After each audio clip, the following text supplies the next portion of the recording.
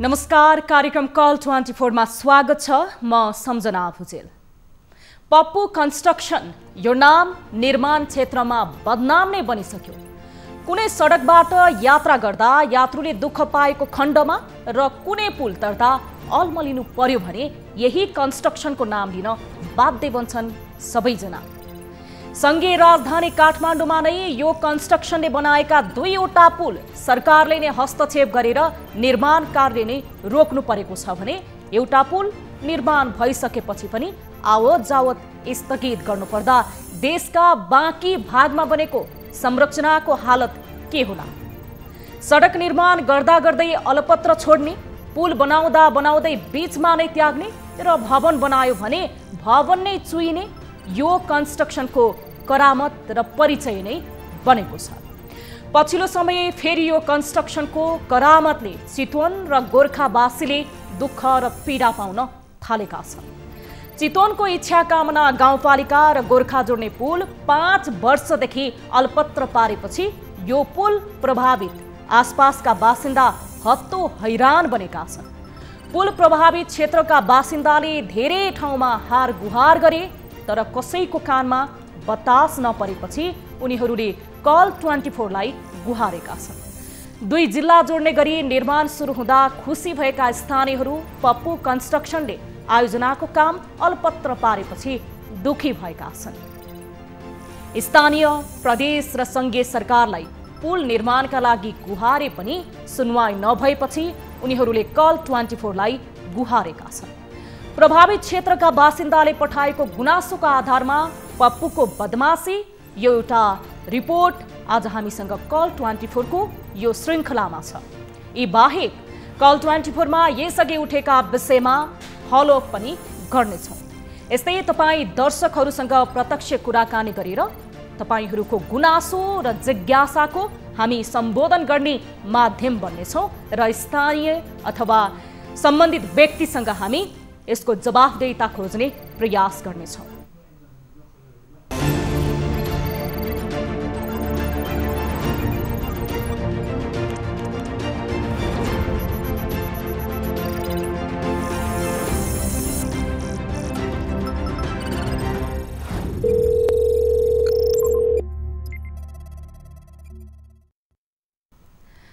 तपाईँ दर्शक महानुभाव यति बेला न्यूज 24 टेलिभिजन हेर्दै हुनुहुन्छ भने कार्यक्रम कल 24 लिएर हामी आएका छौँ। तपाईहरूको जिज्ञासा, गुनासा र स्थानीय स्तरमा अथवा तपाईँ जहाँ बसोबास गरिरहनु भएको छ त्यस क्षेत्रमा भएका कुनै पनि अनियमितता सम्बन्धी तपाईले गुनासो गर्न खोजिरहनु भएको छ, सम्बन्धित व्यक्तिलाई यो विषयमा तपाईँ प्रश्न गर्न चाहनु भएको छ, जवाफदेहिता पाइरहनु भएको छैन भने हामी तपाईहरूको माध्यम बन्नेछौँ र टिभी स्क्रिनमा तपाईले नम्बर देख्न सक्नुहुनेछ र कार्यक्रम अवधिभर पनि हामी तपाईको टेलिफोन अथवा तपाईले हामीसँग सम्पर्क गर्नुभयो भने भाइबर र टेलिफोन मार्फत उठाउनेछौँ। हाम्रा हेल्प डेस्कका साथीले तपाईको गुनासोको सम्बोधन गर्नुहुनेछ भने त्यसैगरी हामीलाई तपाईले प्रत्यक्ष सम्पर्क पनि गर्न सक्नुहुनेछ, जसको लागि टोल फ्री नम्बरहरू हामीसँग रहेका छन्। म टोल फ्री नम्बर भन्नेछु, त्योभन्दा पहिला हामी अर्घखाँचीको विषय जुन हामीले गत कार्तिक 2 गतेको कल 24 कार्यक्रमको श्रृङ्खलामा यो विषय उठाएका थियौँ र यो विषयलाई पूर्ण सम्बन्धित व्यक्तिहरूसँग कुराकानी गरेर फलोअप गर्नेछौँ।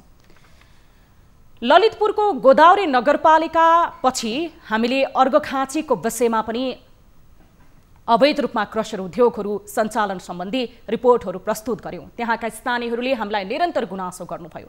हामीले कार्तिक 2 गतेको कार्यक्रममा अर्घखाँचीको सन्धिखर्क नगरपालिका वडा नम्बर 7 मा पार्किङको नाममा अवैध रूपमा उत्खनन भएको प्रसङ्ग उठाएका थियौँ।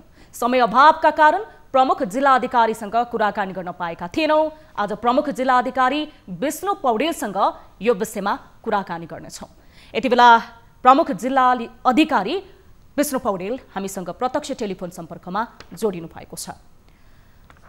विष्णु सर, स्वागत छ यहाँलाई कार्यक्रम कल 24 मा। धन्यवाद सर। यो अर्घखाँचीको विषय, त्यहाँका स्थानीयहरूले पार्किङको नाममा अवैध रूपमा उत्खनन भइरहेको विषय हामीलाई गुनासो गर्नुभएको थियो। यस विषयमा हामी निरन्तर फलोअप पनि गरिरहेका छौँ, त्यहाँबाट स्थलगत रिपोर्ट पनि हामीले प्रसारण गरेका छौँ। यस विषयमा हजुरलाई थाहा छ सर? कहाँको हो यो अर्घाखाँचीको सन्धिखर्क नगरपालिका वडा नम्बर 7 को हो सर। ठ्याक्कै ठाउँ बताउनु न। अर्घाखाँची जिल्ला सन्धिखर्क नगरपालिका वडा नम्बर 7, जहाँ पार्किङको नाममा अवैध रूपमा उत्खनन भइरहेको छ सर। वडा नम्बर 7 कै वडा नम्बर 7 नरपानी हो कि अन्यत्रको कुरा हो? यो नगरपालिका भित्रै हो सर, सन्धिखर्क नगरपालिका अन्तर्गत नै। जोर तपाईहरुको मिडियामा पहिले पनि आएको भन्ने मैले थाहा पाएँ। हजुर। थाहा पाइसकेपछि त्यो के हो, के भइरहेको हो भनेर मैले त्यहाँ मेरो आफ्नो प्रहरी पनि खटाएको छु, मैले नगरपालिका पनि सँग पनि सोधेको छु यो के भएको हो, यिनीहरूले स्वीकृति ल्याएर गरेका हुन् कि होइनन्। त्यो गर्नको लागि पहिले यो उत्खननको लागि त पहिले आइई रिपोर्ट चाहिन्छ नि, आइई गरेको हुनपर्छ। त्यो मैले सबै मगाएको छु। अब त्यो हेरिसकेपछि मात्र हजुरलाई यसको बारेमा डिटेल बताउन सक्छु।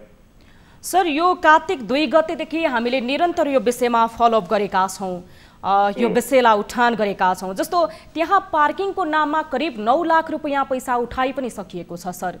त्यो पैसा समेत दुरुपयोग भएको छ सर। होइन, तपाईँले यो वडा नम्बर 7 भन्नुभएको छ होइन र? यो भने चाहिँ यो हाम्रो सुपा देउराली मन्दिरको आसपास क्षेत्र हुन्छ। अब त्यो पार्किङको लागि त्यहाँको भित्तो खोतल्ने भन्ने कुरो तपाईँकोसित सम्बन्धित छ विष्णु सर होइन र? त्यो विष्णु सर, जस्तो तपाईले दृश्यमा पनि देख्न सक्नुहुन्छ, यति बेला तपाईको अगाडि टेलिभिजन छ भने तपाई टिभी भएको ठाउँमा यति बेला हुनुहुन्न भने हामी तपाईलाई यो भिडियो पनि उपलब्ध गराउँला, यो स्थलगत रिपोर्ट पनि उपलब्ध गराउँला। त्यहाँ पठाइदिनु न, म अहिले अफिसमा छु, मेरो साथमा टिभी छैन हैन र? हजुर। तपाईले भनेको कुरा यो सुपा देउराली मन्दिरको आसपासको कुरा हो जस्तो लाग्छ। पहिले त्यहाँ कुनै पनि काम भएको छैन यो अवस्थामा हैन र? त्यसका लागि त्यहाँ त्यो भित्तो खोतल्ने काम हुन्छ, त्यसका लागि त्यो स्वीकृति लिएर गरेको छ कि छैन भनेर त्यो पनि मैले लिएको छैन सर नगरपालिकासित। त्यसैगरी आइ भएको हो कि हैन त्यो पनि खोजेर पठाएको छु। त्यसैगरी मेरो प्रहरीलाई पनि त्यो बुझ्नको लागि पठाएको छु। जस्तो सर त्यहाँ जिल्ला सम्मेलन समितिले पनि अनुगमन गरेको छ भनिएको छ सर, त्यस्तै जिल्ला डिभिजन वन कार्यालयले समेत अनुमति बेगर चलिरहेको बताएको छ। तर अहिले पनि त्यो क्षेत्रमा निर्वाध रूपमा पार्किङको नाममा शुल्क उठाउने कार्य चाहिँ भइरहेको छ सर। तपाईलाई मैले अवगत गराएँ, जस्तो 9 लाख रुपैयाँ पैसा उठाएर त्यो पैसा समेत अनियमितता भइसकेको छ सर। सुनम है, यो जिल्लामा चैत्र 11 गतेदेखि गाडीको त्यस्तो भिडभाड छैन। असोज महिनासम्म यहाँ लकडाउन थियो, भदौ महिनासम्म यो जिल्लामा लकडाउनकै अवस्था थियो। त्यो भइसकेपछि यो पछिल्लो चरणमा पार्किङको नाममा कसैले त्यो असुल गरेको भन्ने छैन। अहिले यो चाडपर्व आएको हुनाले मन्दिरमा नित्य पूजा बाहेक अरू कुनै पनि क्रियाकलापहरू भएको छैन।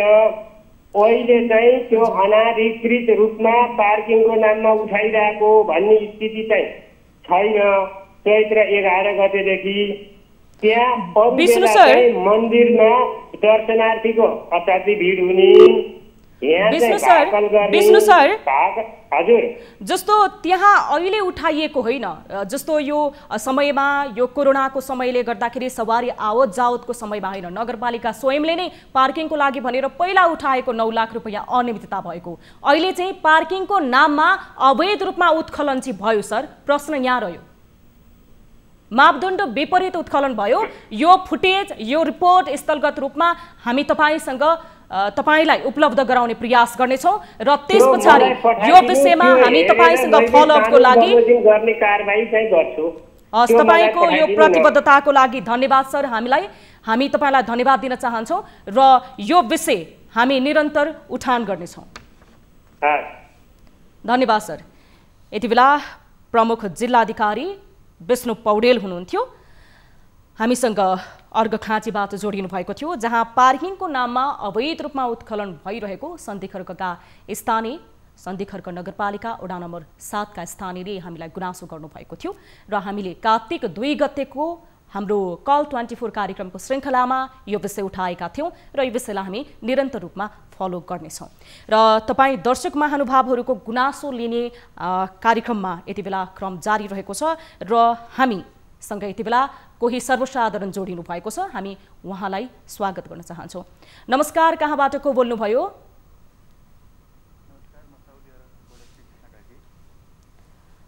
बर्दियाबाट को बोल्नुभयो? अलिकति ठुलो स्वरमा बोल्न सक्नुहुन्छ? साउदी अरबबाट श्रीकृष्ण कार्की। माफ गर्नुहोला, साउदी अरबबाट श्रीकृष्ण कार्की। श्रीकृष्णजी, हजुर हजुर, यहाँको समस्या गुनासो केही छ? म अहिले यसरी काम नभएर बसेको 5 महिना भइसक्यो। हजुर। अनि विभागबाट नि पक्राउ पूर्जी काट्न मान्नु भएको छैन। आज पनि मेरो मान्छे विभागमै हुनुहुन्छ, अहिले पनि त्यही हुनुहुन्छ, तर पनि पक्राउ भएको छैन। अनि के कारणले गर्दा ढिला भएको, नेपाल पठाउने मेन पावरले पनि 2 हप्ता टाइम दिएको थियो, फेरि पनि 1 महिना भइसक्यो, तर पनि केही पनि गरेको छैन। भागेको भागै छ। विभागबाट पक्राउ पूर्जी पनि काट्न मान्नु भएको छैन। अनि योबाट कसरी सोलुसन निकाल्न सकिन्छ सम्बन्धित निकायसम्म खबर पुर्याइदिनको लागि र यहाँबाट उद्धार गर्नको लागि हेल्प गरिदिनुहुन्छ कि भनेर। जस्तो श्रीकृष्णजी, तपाईँ कति वर्ष अवधिको लागि जानुभएको थियो नेपालबाट? कुन क्षेत्रमा काम गर्नको लागि जानुभएको थियो? कुन मेन पावरबाट जानुभयो? म नेपालबाट आएको मेन पावर अलसासा ओभरसिज पिङलाइस्तानमा छ यो। म ड्राइभिङमा आएको, हेभी ड्राइभिङमा। अनि मेरो कन्ट्र्याक्ट 2 वर्षको हो। अब 1 वर्ष कम्प्लिट भइसक्यो। अनि विगत 5 महिनादेखि प्रब्लम भइरहेछ। पहिला पनि 5-6 महिनासम्म स्यालेरी दिएको थिएन, त्यसपछि कम्पनीबाट निकालिदिएको, फेरि नेपाल एमबिसी र अनि त्यसपछि चाहिँ पठाउने मेन पावरको समन्वयमा फेरि कम्पनीमा तपाईँहरूले भनेको जस्तै काम पनि हुन्छ, स्यालेरी पनि दिन्छ भनेर पठाएको थियो। हाम्रो एग्रिमेन्ट अनुसार अहिलेसम्म स्यालेरी पनि दिएको छैन र भनेको अनुसार काम पनि नदिएर ड्राइभरमा आएको मान्छेलाई लेबरमा काम लगाएको थियो। त्यसपछि मैले भिडियो बनाएर नेपालमा पठाइदिएको थिएँ। त्यही भिडियोको आधारमा यहाँनिर सबै मेरो फोनहरू सबै एकदम यहाँ राखिदिएर जफत गरिदिएर मलाई सम्पर्कविहीन बनाइदियो 1 महिनासम्म। त्यसपछि फेरि साथीहरूको फोनबाट अहिले मैले हजुरहरूसँग सम्पर्क गरिरहेको छु। श्रीकृष्णजी, जुन मेन पावर छ त्यो मेन पावरको नाम पूर्ण एकचोटि भन्नुहोस् त। काठमाडौँको पिङ्गला स्थानमा भएको मेन पावर, जसको सञ्चालक को हुनुहुन्छ? अलसासा ओभरसिज। अलसासा ओभरसिज, हजुर। जसको सञ्चालक को हुनुहुन्छ मेन पावरको? नाम चाहिँ अब कार्डमा सुमन थापा लेखेको छ, अनि नागरिकतामा चाहिँ मान बहादुर मगर थापा मगर छ भनेर सुनेको छु मैले। कार्डमा चाहिँ सुमन थापा मात्रै लेखेको छ। सुमन थापा उहाँको कार्डमा छ, नागरिकतामा चाहिँ मान बहादुर थापा मगर। तपाईको यति बेला कस्तो अवस्था छ? तपाईले किन एउटा काम भनेर लिएर गएर अर्को काममा लगाइयो? कम्पनीले तपाईलाई 5 महिनादेखि किन काम दिएन? तपाईले त्यहाँ सम्बन्धित कम्पनीका सुपरभाइजर अथवा तपाईलाई जसले काम लगाउनुहुन्छ उहाँसँग बुझ्ने प्रयास गर्नुभयो? मैले बुझ्ने प्रयास गर्दा अब काम गर्ने भनेको यही हो, गर्न मन छ भने गर, नभएदेखि नेपाल जाने भए तेरो एमबिसीमा कन्ट्याक्ट गर जा भन्नुहुन्छ। अनि त्यसपछि मैले पहिला यहाँ साथीहरू 10 जना 12 जनालाई कम्पनीबाट निकालेको थिएँ। त्यति बेला मैले सबै ठाउँमा सम्पर्क गरेको थिएँ। त्यही भएर त्यति बेलादेखि मलाई उनीहरूले टार्गेटमा राखेको थियो र त्यहाँबाट उताबाट फर्किने बित्तिकै मलाई अब यहाँ कसरमा लिएर काममा लगाएँ। त्यसपछि मैले गरेँ, 1 महिनासम्म गरेँ। अनि म बिमारी भइसकेपछि म यो काम गर्न सक्दिनँ, म जुन काममा आएको त्यो काम दिन्छ भने म गर्छु, नभएदेखि म गर्दिनँ भन्दाखेरि अनि उसले रुममा सुत, तँलाई केही काम पनि छैन, त 2 वर्षसम्म रुममा मात्रै सुत्ने हो, त कहीँ जानै पाउँदैन, तेरो एमबिसीले पनि केही गर्न सक्दैन भनेर फोनसँग सबै थुतेर लगिदिएर एकदम सम्पर्कविहीन बनाइदिएर राखिदियो। 1 महिना भयो आज। सुमन थापालाई मैले कति कन्ट्याक्ट गर्दाखेरि पनि उसले हुन्छ 1 हप्ता 2 हप्ता 1 हप्ता 2 हप्ता भन्दा भन्दै अब भोलिदेखि सबै अब विभागहरू बन्द हुँदैछ। अनि आज पनि मेरो दिदी त्यहीँ जानुभएको छ, विभागमै हुनुहुन्छ, स्टिल अहिले त्यहीँनिर हुनुहुन्छ, तर पनि अहिलेसम्म उसको मान्छे पनि आएको छैन र पक्राउ पूर्ति काट्न पनि मान्नु भएको छैन। श्रीकृष्णजी, तपाईले साउदी स्थित नेपाली दूतावाससँग सम्पर्क गर्ने, त्यहाँ गुनासो गर्ने तपाईले केही कार्य गर्नुभयो? 5 महिना भइसक्यो म कन्टिन्यू गरिरहेको छु। मलाई आफैलाई लाज लागेर चाहिँ मैले नेपाली राजदूतावासमा सम्पर्क नगरेको। मैले पटक पटक फोन गर्दाखेरि उल्टो मलाई नै नराम्रो, सबैजना राम्रो छ, काम गरिरहेको छ, त मात्रै कसरी नराम्रो भइस् भन्ने, खालि मलाई मेरो फ्यामिलीलाई तेरो मान्छे नराम्रो हो, अब ऊ चाहिँ ड्राइभर काममा आएको होइन भन्छ। यहाँ श्रम मन्त्रालयबाट टाँसेको 1800को स्टिकर यहीँ छ, यहाँ 900मा काम लगाइरहेछ। अनि त्यसपछि त्यो अब सबै नक्कलियो भनिदिने, श्रम मन्त्रालयबाट टाँसेको स्टिकर नक्कलियो भनिदिने, यस्तो यस्तो गरेर मेरो फ्यामिलीहरूलाई त्यतिकै भ्रम फैलाउने काम मात्रै गरिरहेको छ। तेरो मान्छेलाई मात्रै कसरी दुखाउँछ भन्छ। यहाँनिर दुःखमा भएको सबै मान्छेहरू छ, ज्यान मार्ने धम्कीसम्म दिन्छ, पेस्तोल देखाउँछ, तँलाई मारिदिन्छ, यहाँ फालिदियो भने तँलाई भेटाउँदैन, तेरो एमबिसीले खोज्दा पनि खोज्दैन भन्नेसम्मको कुराहरू पनि आयो यहाँनिर। त्यस्तो हुँदाखेरिसम्म मैले सबै कुराहरू एम्बेसडर महेन्द्र सिंह राजपूत, हरि घिमिरे सर सम्पूर्णलाई मैले भन्दाखेरि पनि उहाँहरूले खासै चासो दिनु भएन। त्यसपछि मैले उहाँहरूलाई कन्ट्याक्ट गर्नै छोडेको। तपाईहरु अहिले कतिजना हुनुहुन्छ? तपाईहरु यति बेला कतिजना हुनुहुन्छ जहाँ तपाईँ बसिरहनु भएको छ त्यहाँ? त्यसपछि 5 महिनादेखि तपाईँले भन्नुभयो जागिर छैन, कामबाट निकालिएको छु, कसरी के खाइरहनु भएको छ, कसरी बसिरहनु भएको छ? श्रमिक सञ्जालबाट खानाको लागि पहिला दिनुभएको थियो, फेरि बिचमा हामीलाई एमबिसी र मेन पावरको समन्वयमा फेरि कम्पनीमै काममा फिर्ता लगेको थियो। त्यसपछि 1 महिना काम गरिसकेपछि फेरि प्रब्लम भएको, अहिले 1 महिना भयो। अनि त्यसपछि अहिले चाहिँ मैले नेपालबाटै घरबाटै पैसा मगाएर खानेकुराहरू खाइरहेको छु। म एक्लै छु अहिले, साथीहरू पनि आउने भन्छ, उनीहरू चाहिँ अब नेपाल जाँदाखेरि सुइलाएर मारिदिन्छ अरे, यहाँबाट जाँदाखेरि अब जस्ताको जस्तै हुन्छ अरे, नेपाल गएपछि मर्छ अरे भन्ने कुरा कसले सुनाइदिएपछि उनीहरू आफै डरले गर्दाखेरि उनीहरू अहिले काहीँ बोल्दा पनि बोल्दैन, केही पनि भन्दैन। तर नेपाल जान चाहिँ उनीहरू पनि चाहन्छ। 8 घण्टा ड्युटी भनेर 15-16 घण्टा लगेर जेल पनि हालिदियो हामीलाई। श्रीकृष्णजी, जस्तो अब तपाईँ नेपाल फर्कन चाहनुहुन्छ कि तपाईँ त्यहीँनिर जुन हेभी ड्राइभरको लागि भनेर जानुभएको थियो, यहाँको मेन पावरले तपाईँलाई त्यो भनेर पठाएको थियो तर लेबरमा काम लगायो, त्यही काम गर्न चाहनुहुन्छ? होइन, म त अब यो कम्पनीमा फेरि अब यहाँ काम गरौँला, फेरि 1-2 महिनापछि यसरी नै अब गऱ्यो भने के गर्ने, यस्तै प्रब्लम बनाइदियो भने के गर्ने। म सकेसम्म त नेपालै फर्किने कोसिस गर्दैछु, यो कम्पनीमा नबस्ने। किनभनेखेरि पहिला पनि एकचोटि त्यस्तो गरेँ, फेरि अहिले सेकेन्ड टाइम हो। फेरि पहिला नि मेन पावरले यस्तै कुरा गरेर पहिलाको नेपालबाट गएको जति एग्रिमेन्टको स्यालेरी दिन्छु, ड्युटी पनि त्यही अनुसारको हुन्छ, अब तँलाई केही पनि प्रब्लम हुँदैन भनेर भनेको थियो। फेरि यही प्रब्लम भयो अहिले पनि। त्यही भिडियो पठायो भनेर सुमन थापाले चाहिँ मलाई भिडियो माग्नु भएको थियो, तँ लेबर काम गरेको है, मलाई प्रमाण पठा भन्नुभएको थियो। मैले भिडियो पठाइदिइसकेपछि त्यो भिडियो पठाएकै दिन बेलुका फेरि उसले भिडियो यहाँ पठाइदिएछ साउले, अनि साउले आएर फर्काएर मोबाइल सबै तेल लाग्यो। त्यसपछि तपाईको यो गुनासो हामीले सुन्यौं श्रीकृष्णजी, तपाईको गुनासो यो हामीले सुनेका छौं। तपाईको डकुमेन्टहरू, त्यसपछि सम्बन्धित व्यक्तिहरूको नम्बर तपाईले हाम्रो प्राविधिक मित्रहरूलाई उपलब्ध गराइदिनु होला। हामी यो विषयमा सम्बन्धित व्यक्तिहरूसँग, सम्बन्धित निकायहरूसँग जवाफदेहिताको लागि प्रयास गर्नेछौँ। अनि अहिले पनि मेरो मान्छे त्यही विभागमै हुनुहुन्छ, मिल्छ भने एकचोटि विभागमा सम्पर्क गरिदिन सक्नुहुन्छ हजुरहरूले। विभागमै हुन्छ, त्यो हाम्रो अफियरमा हाम्रो प्राविधिक मित्रहरूले त्यो प्रयास गर्नुहुनेछ श्रीकृष्णजी। हामी तपाईको यो विषयलाई निरन्तर प्राथमिकताका साथ फलोअप गर्नेछौँ। यति बेला साउदी अरबबाट श्रीकृष्ण श्रेष्ठ, श्रीकृष्ण कार्की हामीसँग जोडिनु भएको थियो।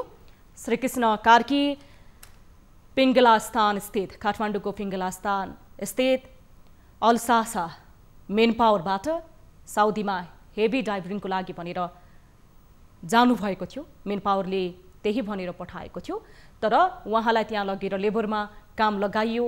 अहिले 5 महिना भयो त्यो कम्पनीले उहाँलाई कामबाट निकालेको। यो अवस्थामा उहाँ नेपाल फर्कन चाहनुहुन्छ र उहाँले साउदी स्थित नेपाली दूतावास र सम्बन्धित व्यक्तिहरूसँग सम्पर्क गरेर गुनासो सुनाउने प्रयास पनि गर्नुभयो, तर कतैबाट गुनासो सुनवाई भएन भनेर हामीसँग गुनासो गर्दै हुनुहुन्थ्यो। अब हामी लाग्नेछौँ दोस्रो विषयवस्तुतर्फ। पछिल्लो समय स्थानीय तहहरू जनप्रतिनिधि र कर्मचारीको लागि कमाउने ठाउँ बनेका छन्। उनीहरूले स्थानीय तहलाई भ्रष्टाचारको अखडा बनाइरहेका छन्। यो हामीले लगाएको आरोप होइन, आम नागरिकले आरोप लगाएका छन्। हामीले हिजोको कार्यक्रममा गुल्मीको इस्मा गाउँपालिकामा पनि भ्रष्टाचारको प्रसङ्ग उठाएका थियौँ। गाउँपालिका अध्यक्षसहित अधिकारीसँग चित्त बुझ्दो जवाफ नआएपछि आजको कार्यक्रममा हामीले भूमि व्यवस्था, कृषि तथा सहकारी मन्त्रालय लुम्बिनी प्रदेशका मन्त्री र अधिकारीहरूसँग बुझ्ने प्रयास पनि गर्नेछौँ। कार्यक्रम अवधिभर स्थानीय तहहरू जहाँ सरकारले घर घरमा सिंहदरबार, गाउँ गाउँमा सिंहदरबार भनेको छ, तर धेरैवटा स्थानीय तहहरूमा राम्रा काम पनि भएका छन्, जुन कामहरू प्रशंसा योग्य रहेका छन्। तर कतिपय स्थानहरूमा अनियमितता भएको त्यहाँका स्थानीय जसले ठूलो अपेक्षाको साथ जनप्रतिनिधिहरूलाई निर्वाचित गरेका थिए आफ्नो मतदानको सदुपयोग गरेर, तर त्यो अपेक्षा, त्यो विकास निर्माणमा उहाँहरूले देखाउनु भएको प्रतिबद्धता कार्यान्वयन भएको पाइएको छैन। धेरै स्थानहरूमा अनियमितता भएको भनेर स्थानीय स्तरका सर्वसाधारणले हामीलाई गुनासो गरिरहनु भएको छ। हामीले यो विषयमा बुझ्ने प्रयास गरेका थियौँ। हिजोको कार्यक्रममा पनि हामीले प्रदेशका भूमि व्यवस्था मन्त्रीसँग निरन्तर आरती पौडेलसँग पटक पटक टेलिफोन सम्पर्क गरेका थियौँ। अस्तिको कार्यक्रमको श्रृङ्खलामा हामीले यो विषय उठान गरेका थियौँ र त्यति बेला हामीले सम्पर्क गर्दा म यति बेला व्यस्त छु, म भोलिको कार्यक्रममा तपाईहरूलाई समय दिन्छु भनेर उहाँले हामीसँग प्रतिबद्धता व्यक्त गर्नुभएको थियो। तर आज पनि उहाँले टेलिफोन सम्पर्क उठाउनु भएको छैन। हामीले कार्यक्रम र दिनभर जस्तो लगातार उहाँलाई टेलिफोन सम्पर्क गरिरहेका छौँ। इस्मा गाउँपालिका, गुल्मीको इस्मा गाउँपालिकालाई 46 लाख बजेट प्रदेश सरकारले युवा स्वरोजगारको लागि भनेर विनियोजन गरेको थियो। जुन बजेटमा अनियमितता भएको विषयमा हामीले लगातार उहाँलाई सम्पर्क गर्ने प्रयास गर्यौँ। यो विषयमा त्यहाँका स्थानीयहरूले गरेको गुनासोलाई सम्बोधन गर्ने प्रयास गर्यौँ, तर उहाँले हाम्रो टेलिफोन सम्पर्क उठाउनु भएको छैन। हामीसँग सम्पर्कमा आउँदा उहाँले बताउनुहुन्छ कार्यक्रममा म आउँछु, भोलिको कार्यक्रममा तपाईहरूसँग सम्पर्कमा जोडिनेछु र यो सम्बन्धी म जवाफ दिनेछु। तर उहाँ जब हामीले टेलिफोन सम्पर्क गर्दा सम्पर्कमा आउनुहुन्न। आरती पौडेल जो भूमि व्यवस्था, कृषि तथा सहकारी मन्त्री हुनुहुन्छ, उहाँलाई तपाईहरूले भेट्नुभयो भने जो त्यहाँका सर्वसाधारण हुनुहुन्छ इस्मा गाउँपालिकाका, जुन प्रदेशको बजेट यति बेला अनियमितता भइरहेको छ, एउटा शीर्षकमा युवा स्वरोजगारको लागि, कृषिको लागि, स्वदेशमै केही गर्नको लागि युवाहरूलाई दिएको बजेट अनियमितता हुँदा यो विषयमा उहाँलाई हामीले लगातार टेलिफोन सम्पर्क गर्दा उहाँ हामीसँग सम्पर्कमा आउनु भएको छैन। यदि इस्मा गाउँपालिकामा जो बसोबास गर्नुहुन्छ, जोसँग यो समस्या जोडिएको छ, 46 लाख पैसा अनियमितता भएको, यो विषय तपाईहरूले मन्त्रीज्यूलाई भेट्नुभयो भने सुनाइदिनुहोला। न्युज 24 टेलिभिजनले नि तपाईलाई लगातार यो विषयमा बुझ्ने प्रयास गरेको थियो, मन्त्रीज्यू तपाईँ किन सम्पर्कमा आउनु भएन भनेर। तर हामी यो विषयमा निरन्तर रूपमा उहाँलाई सम्पर्क गर्ने प्रयास गर्नेछौँ। हामीले दिनभर जस्तो हिजो पनि कार्यक्रम सकिए पछाडि पनि उहाँलाई सम्पर्क गर्ने प्रयास गरेका थियौँ। भोलिको कार्यक्रममा म आउँछु भनेर उहाँले हामीलाई प्रतिबद्धता व्यक्त गर्नुभएको थियो, तर आजको कार्यक्रममा पनि उहाँ सम्पर्कमा आउनु भएको छैन। 3-4 दिन अघिदेखि उहाँलाई यो विषयवस्तुको गुनासो आएको समयदेखि हामीले सम्पर्क गर्दा उहाँ आउनु भएको छैन। के कारणले हो? उहाँ बोल्न नचाहनु भएको, अथवा उहाँ सञ्चार माध्यमप्रति डराउनु भएको, अथवा उहाँको प्रदेशले युवा स्वरोजगार र कृषिको लागि विनियोजन गरेको बजेट अनियमितता हुँदा उहाँसँग सम्बन्धित भूमि व्यवस्था तथा सहकारी मन्त्री हुनुहुन्छ, उहाँ यति जिम्मेवार पदमा उहाँलाई जनताले निर्वाचित गरेर पुर्याएका छन्, तर त्यही जनताको गुनासो उहाँ के कारणले सुन्न चाहिरहनु भएको छैन, त्यो उहाँलाई तपाईहरूले यति भेट्नुभयो भने गुनासो गर्नुहोला र हामी हाम्रो तर्फबाट पनि निरन्तर उहाँलाई प्रयास गर्नेछौँ। यति बेला कोही सर्वसाधारण हामीसँग सम्पर्कमा जोडिनु भएको मलाई प्राविधिक मित्रले बताउनु भएको छ। कहाँबाट को हुनुहुन्छ उहाँलाई स्वागत गर्छु म। नमस्कार, कहाँबाट को बोल्दै हुनुहुन्छ? हजुर नमस्कार। कहाँबाट को बोल्नुभयो? हजुर म यो गोठाटारदेखि बोलिरहेको छु। कागेश्वरी नगरपालिका वडा नम्बर 9 देखि बोलिरहेको छु। गोठाटारबाट। तपाईँको शुभ नाम? मेरो नाम विष्णु पाण्डे। विष्णु सर? हजुर।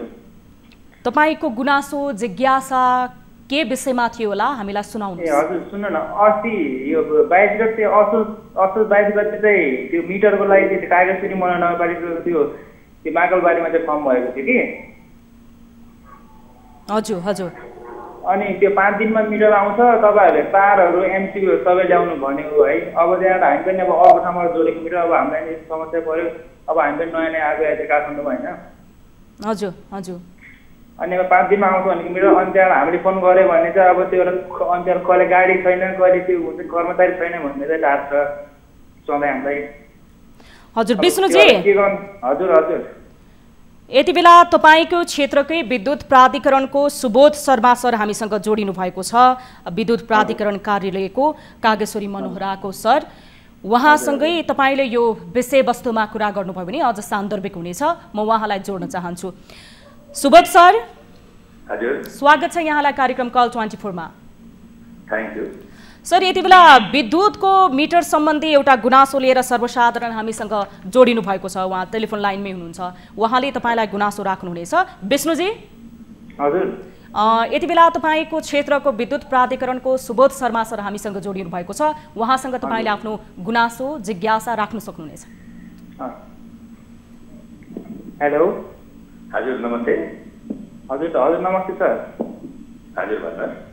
हजुर हामीले त्यो असोज 22 गते त्यो मिटरको लागि चाहिँ त्यो पैसा सबै चाहिँ भुक्तानी गरिसकेको छ होइन। 4-5 दिनमा चाहिँ हजुरको मिटर आउँछ, तारहरू अनि एमसिबीहरू किनेर राख्नुहोस् भन्नुभयो उहाँले है। कुन ठाउँमा? यो गोठाटार ठ्याक्क त्यो 9 नम्बर वडा कार्यालय नि सर। कौशल टायर कुन ठाउँमा भन्नुहोस् न? गोठाटार त्यो दर्शन स्टेसन सर। गोठाटार। हजुर हजुर। कसको नाममा छ? वडा नम्बर 9 कार्यालयमा। हजुर। कसको नाममा छ त्यो गोठा? धौलादेवी जैसीको नाममा छ। हजुर। धौलादेवी जैसी। अनि के भएर त्यहाँ मिटरमा जोड्या भन्नु त? त्यहाँ हामीले उताबाट फोन गर्दा पनि कहिले त्यो कर्मचारी छैन, कहिले गाडी छैन भन्नुहुन्थ्यो है। होइन त्यस्तो हुँदैन। अब त्यो तपाईँको त्यो चाहिँ 5 दिनमा मिटर आउँछ भन्नुभएको। अब तपाईँले किन्नुपर्ने सामानहरू किन्नु भएछ, तारहरू सबै कुराहरू? हजुर सबै तारहरू एमसीबीहरू सबै हामीले किनेर राखिसकेको छ। अब 5 दिनमा आउँछ, तपाईँ रेडी भएर बस्नु उहाँले। हजुर। त्यो किन्नु भएछ भने तपाईँको काम भइहाल्छ होइन? हजुर। त्यस्तो हुँदैन, तपाईँ कन्फ्युज हुनुभयो होला कतैतिरबाट होइन। यहाँ मिटर त सबैलाई दिन्छ। विष्णुजी। हजुर।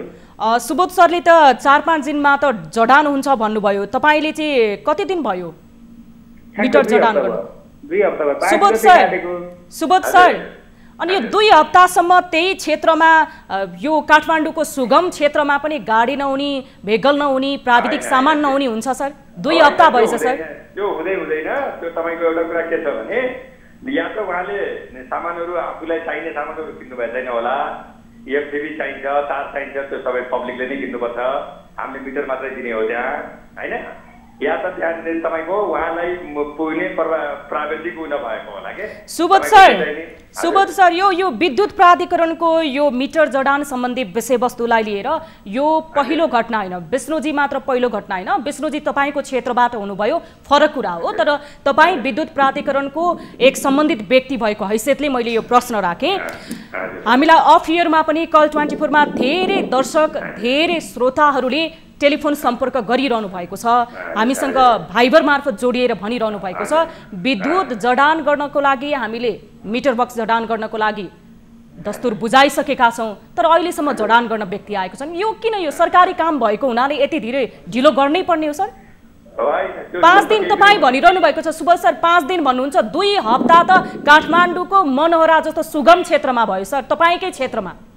होइन त्यस्तो हुँदैन, तपाईँको त्यो एउटा केस पर्यो होला होइन, तर तपाईँको त्यसमा के हुन्छ भने हामीले मिटर मात्रै उपलब्ध गराउने हो, पब्लिकले आफूलाई चाहिने तार एमसिबीहरू किन्नुपर्छ, हामीले एस्टिमेट दिएको हुन्छौँ, या त त्यस्तो कुनै प्रब्लम भएर त्यहाँ मिटर जडान नभएको होला होइन। मैले पुरै विद्युत प्राधिकरणको जिम्मेवारी त लिन सक्ने अवस्था पनि छैन, तर मेरो शाखामा त्यस्तो म जुन शाखामा सम्बन्धित छु। सुबोध सर, तपाईले तपाईको क्षेत्रको समस्या त सम्बोधन गर्न सक्नुहुन्छ नि, पुरा देशको, पुरा काठमाडौँ शहरको समस्याको सम्बोधन हामीले तपाईसँग मागेका छैनौं।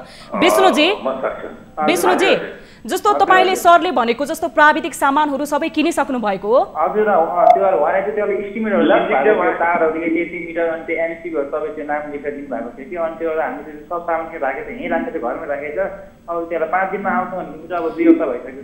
विष्णु सर हजुर तपाईले सबै सामान किनिसक्नु भयो नि? हजुर सबै सामान किनेर राखेको। सुबोध सर एकैछिन विष्णुजी, सुबोध सर हजुर हजुर अब यो भन्दा अगाडि उहाँले 2 हप्ता अगाडि मिटर जडानको लागि दस्तुर तिरेर जाँदा सबै प्राविधिक सामान किनेर राख्दाखेरि जडान गर्न तपाईहरुको भेगलले गर्दाखेरि त्यो जवाफदेहिता पाउनुभयो विष्णुजीले गाडी बनेको छैन गाडी त्यहाँ पुग्दैन भनेर। अब त दशैं आयो अनि सर उहाँ चाहिँ के दशैंमा अन्धकार नै दशैं मनाउने सर काठमाडौँ जस्तो सुगम ठाउँमा बसेर? त्यस्तो छ भने उहाँलाई अहिले नै तपाई पठाइदिनुस् म मिटर जोड्न पठाइदिन्छु। तपाईको कर्मचारीले त फेरि चाडपर्व आएको छ यहाँ कर्मचारी छैनन् अब दशैं पछाडि मात्र जडान गरौँला सरकारी कार्यालय अब दशैं पछाडि मात्र खुल्ला हुन्छ भनेर भन्नुभयो भने? त्यस्तो हुँदैन त्यहाँ सम्बन्धित तपाईले मलाई भेट्न पठाइदिनुस् म 5 बजेसम्म अफिसमै छु म उहाँलाई अहिले नै म दशैंमा बत्ती बाल्दिन्छु। कहिलेसम्म जडान गर्दिनुहुन्छ भनेको पब्लिकको प्रब्लम होइन त्यो हाम्रो प्रब्लम हो हामी मिलाउँछौँ त्यो। सर सुबोध सर अब विष्णुजीकोमा कहिलेसम्म जडान होला त? सबै सामान उहाँले किनिसक्नु भयो? ठिकै छ उहाँलाई अहिले पठाइदिनु भयो भने म आज नै जडान गर्न पठाइदिन्छु। विष्णुजी हजुर तपाई अहिले जानुहुन्छ सुबोध सरलाई भेट्न? का अफिसमा? हजुर सुबोध सरले त अहिले भेट्न पठाइदिनुस् आजै जडान गरिदिन्छु भन्नुभयो। म त्यो गराइदिन्छु उहाँको सबै सामान मिलेको छ भने यस्तो हो नि त अब त्यहाँ हामी चाहिँ अब भेट्न जानुपर्ने अब त्यो कम्पल्सरी हुँदैन नि त न्याम अब किन ओ समस्या यहाँ रह्यो सुबोध सर समस्या यहाँ रह्यो कि जस्तो तपाईकोमा आएर एउटा कर्मचारीसँग तपाईको नीति नियम सबै विद्युत प्राधिकरणको आफ्नो खालको नियमले एउटा उपभोक्ताले आफ्नो घरमा मिटर जडान गर्न खोज्छ अनि तपाईहरुकोमा अब एउटा मिटर जडान गर्नको लागि पनि त्यस क्षेत्रमा विद्युत प्राधिकरणको सम्बन्धित व्यक्तिलाई नै गुनासो गर्नुपर्ने यो कस्तो खालको कर्मचारी व्यवस्था हो सर? हैन त्यस्तो हुँदैन मैले फेरि पनि तपाईलाई दोहोऱ्याए यो कुरा म तपाईको ठिमी वितरण केन्द्रमा त्यस्तो प्रब्लमहरु आउँदैन एक्सेप्सनल कुनै एउटा केस पर्यो होला त्यो केसलाई हामी पनि बुझ्छौं हैन। अब विष्णु सरले सर तपाईले तपाईको मातहतको कर्मचारीलाई भनिसके पछाडी गर जोड्दिनु हुन्छ होला नि त विष्णुजीले फेरि तपाईलाई आएर भेट्नु पर्छ भने त त्यति धेरै कर्मचारी त्यति धेरै प्राविधिक हामी सबैलाई राखेका छौं उहाँहरुको औचित्य के रह्यो त? हुन्छ मलाई विष्णुजीसित कन्ट्याक्ट गराइदिनुस् उहाँको म एड्रेस लिएर म जोड्न पठाइदिन्छु। हस् तपाईको प्रतिबद्धताको लागि धेरै धेरै धन्यवाद सुबोध सर। ल धन्यवाद मलाई कन्ट्याक्ट गराइदिनुस्। यति बेला कागेश्वरी विद्युत प्राधिकरणका सम्बन्धित व्यक्ति सुबोध शर्मा हामीसँग जोडिनु भएको थियो र यो समस्यालाई लिएर विष्णुजी पनि हामीसँग जोडिनु भएको थियो कागेश्वरीबाट। विष्णुजी पनि यति बेला हामीसँग लाइनबाट जानुभएको छ। विष्णुजीको घरमा उहाँले मिटर जडान गर्ने प्रतिबद्धता हामीलाई जनाउनु भएको छ कार्यक्रम मार्फत। अब लागौँ आजको विशेष रिपोर्टतर्फ। निर्माण क्षेत्रमा ठेक्का हात पार्ने बेचमै काम अलपत्र छाड्ने निर्माण कम्पनीको पहिलो नम्बरमा पप्पू कन्स्ट्रक्सन नै आउँछ जसले देशका ठूला ठूला आयोजनाको ठेक्का हात पारेर आयोजना अलपत्र छाडेका घटनाहरू प्रशस्तै छन्। यस्तै पप्पू कन्स्ट्रक्सनले चितवनको इच्छा कामना गाउँपालिका र गोर्खा जोड्ने पुल 5 वर्षदेखि अलपत्र पारेको खबर कल 24 लाई प्राप्त भएको छ।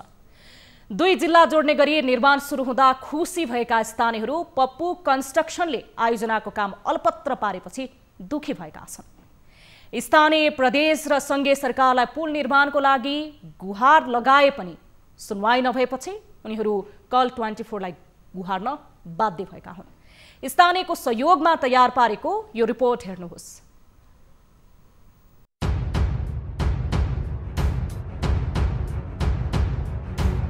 पप्पू कन्स्ट्रक्सन निर्माण कम्पनीले देशभर नै ठूलठूला विकास निर्माणका आयोजनाहरू अलपत्र पारेको छ। राजनीतिक पहुँचमा आयोजना हात पार्न सफल पप्पू निर्माण कार्यमा भने सधैँ असफल नै रहेको छ जसका कारण देशभरका मानिसहरूले ठूलो समस्या भोगिरहेका छन्। यस्तै पप्पू कन्स्ट्रक्सनले चितवनको इच्छा कामना गाउँपालिका र गोर्खा जोड्ने पुल लामो समयदेखि अलपत्र पारेको खबर स्थानीयले कल 24 लाई गुनासो गरेका छन्। 2074 सालभित्रमा निर्माण सम्पन्न गर्ने भनी प्रतिबद्धता जाहेर गरेको पप्पू कन्स्ट्रक्सनले हालसम्म अहिले 77 साल आइपुग्दासम्म निर्माणको काम यहाँभन्दा हुन सकेको छैन। यसमा सम्बन्धित निकायले पनि यसलाई ध्यान दिन सकेको छैन।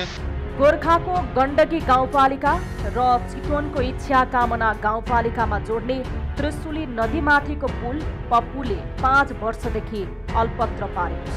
2073मा ठेका सम्झौता भई 2075 असारसम्म निर्माण सक्ने गरी सम्झौता भए पनि पप्पूले काम बीचमै छोडेर भागेको छ।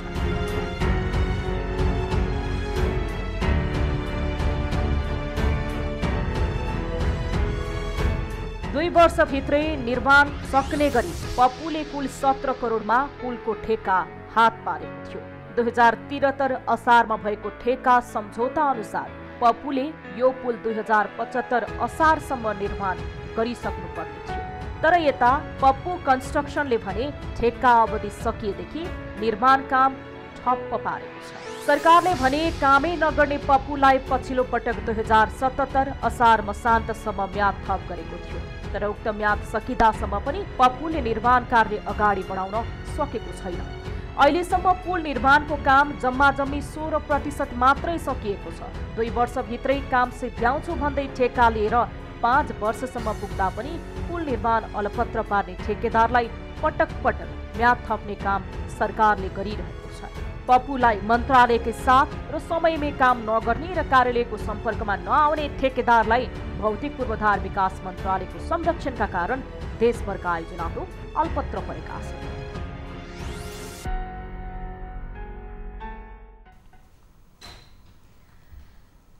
निर्माण कम्पनीहरूमा बदनाम भएको छ पप्पू कन्स्ट्रक्सन। धेरैवटा योजनाहरूमा हात हाल्ने र योजनाहरूलाई बीचमा नै काम छाडेर भाग्ने, बीचमा काम अल्पत्र बनाउन पप्पू कहलिएको छ आम सर्वसाधारणमाझ। यति बेला स्थानीय जो पप्पू कन्स्ट्रक्सनको यो पुलको कारणले गर्दाखेरि उहाँहरू समस्या भोगिरहनु भएको छ। हामीसँग उहाँ सम्पर्कमा जोडिनु भएको छ। नमस्कार, कहाँबाट को बोल्नुभयो? नमस्कार, कहाँबाट को बोल्नुभयो होला? म गोर्खा गण्डकी गाउँपालिका वडा नम्बर 1 मकैसिङबाट मीन बहादुर विश्वकर्मा बोल्दैछु। मीनजी, हजुर। जस्तो हामीले यहाँ रिपोर्ट पनि प्रस्तुत गर्यौं, चितवन र गोर्खाको जुन इच्छा कामना गाउँपालिकामा पप्पूले बनाएको पुलको त्यो दुरअवस्था हामीले पनि देखाए। तपाईँ बताउनुहोस्, त्यो पुलको कारणले के कस्ता आवत जावतमा समस्याहरू भोगिरहनु भएको छ? अब निश्चय नै हामीले यो पुल जब चाहिँ शिलान्यास भयो, डाक्टर बाबुराम भट्टराईद्वारा चाहिँ शिलान्यास भएको थियो। हजुर। अब हामी स्थानीय चाहिँ बडो हर्षित थियौँ, तर यति लामो समयसम्म पनि यो निर्माण नहुँदाखेरि यहाँको चाहिँ जनताहरू चाहिँ वारीबाट पारी तर्नलाई आफ्ना सामानहरू भारी बोकेर चाहिँ पारी तार्नुपर्ने अवस्था छ। अनि यो भेगमा गण्डकी गाउँपालिकाको लगभग 5वटा वडा, 5-6वटा वडा र शहीद लखनका करिब 4वटा वडा चाहिँ यो जुन यातायातबाट चाहिँ विमुख भएका छन्। यहाँबाट पाउने सेवा डाइरेक्ट सेवाबाट विमुख भएका छन्। त्यसैले गर्दाखेरि अहिले चाहिँ निराशामा बदलिएको छ। सबै जनताको चाहिँ आशा चाहिँ सबै निराशामा बदलिएको छ। हजुर, यति बेला तपाईको क्षेत्रबाट हामीसँग उपाध्यक्ष जोडिनु भएको छ गण्डकी गाउँपालिका गोर्खाको ललिता अधिकारी। हामी उहाँसँग यो विषयमा कुराकानी गर्नेछौँ। उपाध्यक्षज्यू, स्वागत छ यहाँलाई कार्यक्रम कल 24 मा। धन्यवाद, नमस्कार। अब जस्तो म्याम, एउटा गुनासो लगातार त्यहाँका स्थानीयले हामीलाई गर्नुभएको छ। स्थानीय यति बेला टेलिफोन सम्पर्कमा नि हुनुहुन्छ। यो सङ्घीय सरकार अन्तर्गतको आयोजना हो, तर तपाईँ एकजना जनप्रतिनिधि भएको हैसियतले त्यहाँका जुन गाउँपालिकाका स्थानीयले के कस्ता समस्या भोगिरहेका छन् त्यो अवगत गराउने प्रयासले मैले तपाईँलाई भने। जुन इच्छा कामना गाउँपालिका र गोर्खा जोड्ने पुल 5 वर्षदेखि पप्पू कन्स्ट्रक्सनले अलपत्र बनाएको छ म्याम, जसको 16% मात्र काम भएको छ। त्यो पुलको कारणले गर्दाखेरि त्यहाँका स्थानीयलाई आवत जावत गर्नको लागि कति धेरै समस्या भएको छ, त्यो स्वयं उहाँहरू टेलिफोन सम्पर्कमा जोडिरहनु भएको छ। तपाईँलाई यस विषयमा थाहा छ म्याम? थाहा छ म्याडम। म पनि चाहिँ वडाको चाहिँ एउटा स्थानीय खालको हैसियतले पनि मलाई त्यो विषयमा ढुक्का छ। यहाँको जनताले भोगेको समस्याहरूको विषयमा त अब कल्पना गर्नुभन्दा पनि बाहिरको कुरा छ। एउटा चाहिँ सामान तार्नु पर्यो भनेदेखि हामीबाट त्यहाँको सामान चाहिँ झारेर पानी चाहिँ तार्नुपर्ने, मान्छेबाट चाहिँ त्यहाँको तार्नुपर्ने पनि अवस्था छ र जुन चाहिँ त्यहीँबाट तार्न पनि सकिने सामान कि भने गोर्खा बजार भएर कि भने बेचघाट भएर चाहिँ त्यहाँ पानी पनि लानु पनि सामान पनि त्यति चाहिँ गाडी भएको समस्या परेको छ।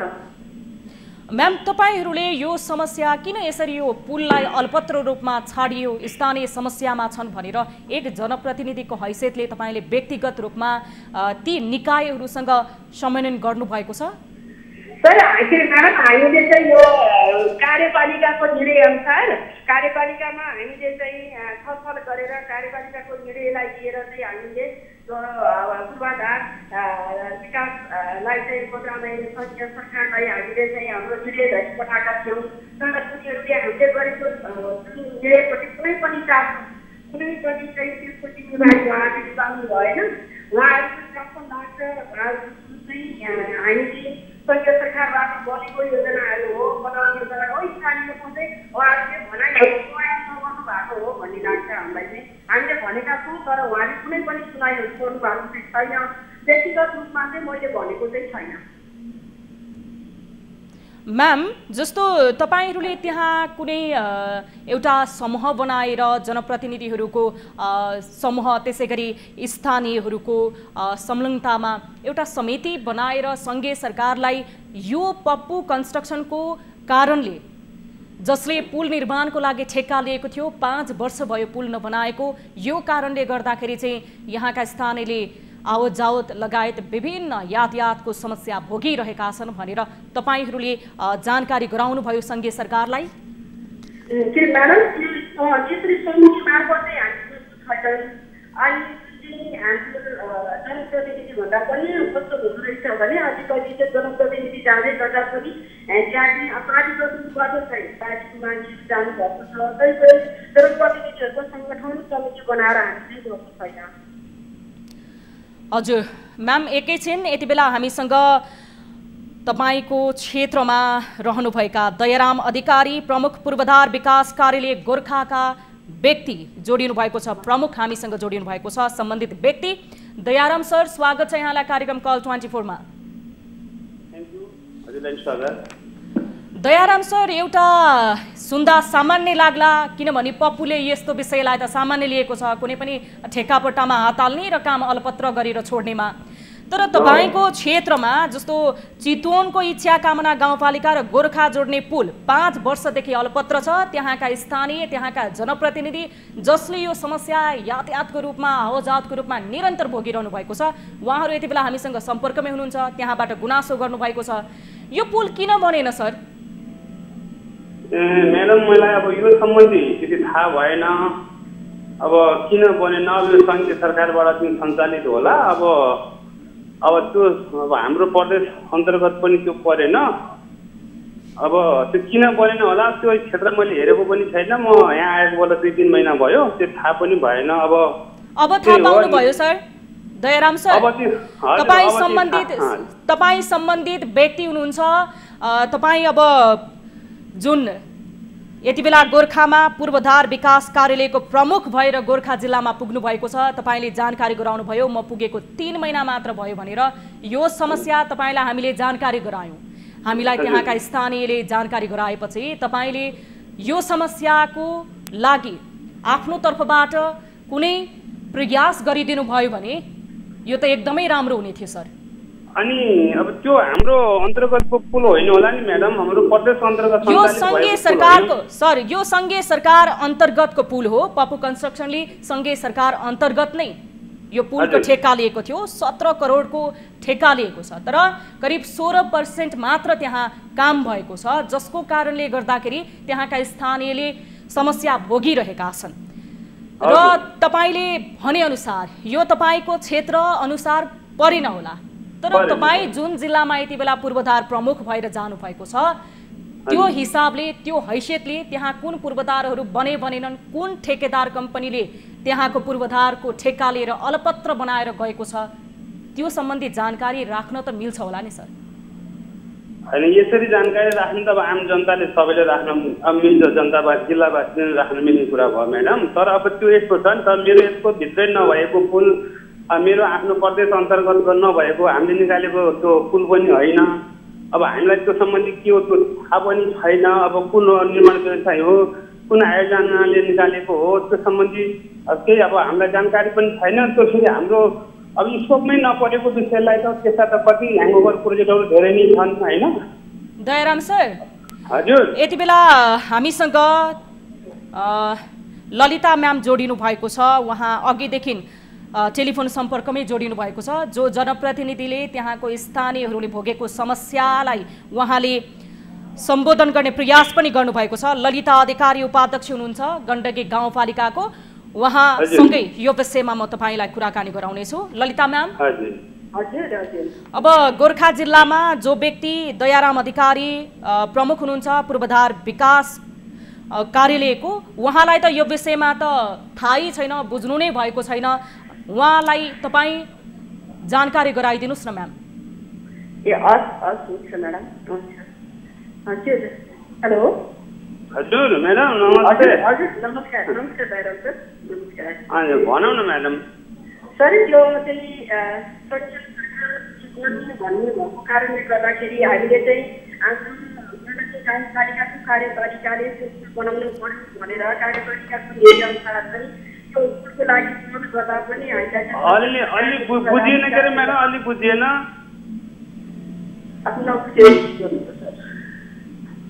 अलि बुझिएन म्याडम?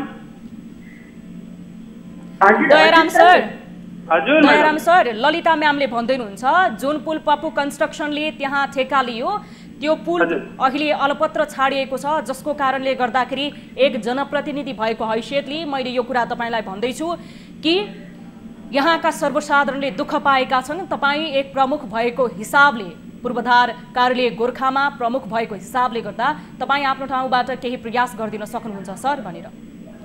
अब सुझाव भन्ने कुरा यस्तो हो कि म्याडम, जस्तै हजुरको सुझाव भनेको कुनै पनि निर्माण व्यवसायले अब काम लिएर अलपत्र पार्नु अब ऊ ठिक भएन। त्यसका अब आफ्नै विधि प्रक्रियाहरू छन्। अब उसलाई पेनाल्टी गर्नु पर्यो, उसलाई ब्ल्याक सूचीमा हालेर चाहिँ ब्ल्याक लिस्टमा पठाउन सक्ने अवस्था हुन्छ, उसँग ठेका तोड्ने अवस्थाहरू हुन्छन्। तर त्यो भनेको अब सम्बन्धित कसले ठेका निकालेको हो, त्यो क्लाइन्ट जो हो उहाँहरूले गर्नुपर्ने कुराहरू हुन्छन्। अब यो सरकारै नभएको विषय अब चाहिँ जुनमा मलाई थाहा पनि छैन। हाम्रो प्रदेश अन्तर्गतको त पुल पनि होइन, त पूर्वाधार कार्यालय अन्तर्गतको त हुँदा पनि होइन होइन। अब त्यसको बारेमा मैले हजुर म्याडम, जस्तो अब सङ्घीय सरकारले बजेट विनियोजन गर्यो, पप्पू कन्स्ट्रक्सन राष्ट्रिय स्तरको एउटा निर्माण कम्पनीले त्यसको ठेका लियो भने पनि तपाईँ गोर्खामा ल एउटा सरकारी कर्मचारीको हैसियतले 3 महिना भयो सर्व आउनु भएको।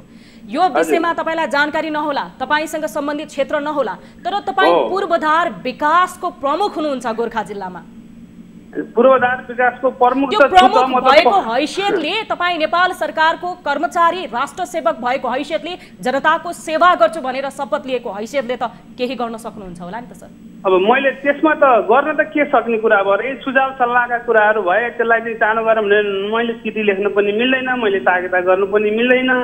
अब त्यो हजुर अब त्यो मैले चिठी लेखेर दयाराम सर तपाईँलाई जानकारीको लागि धेरै धेरै धन्यवाद। तपाईँ टेलिफोन सम्पर्कमा हामीसँग जोडिनु भयो, तपाईँलाई धन्यवाद।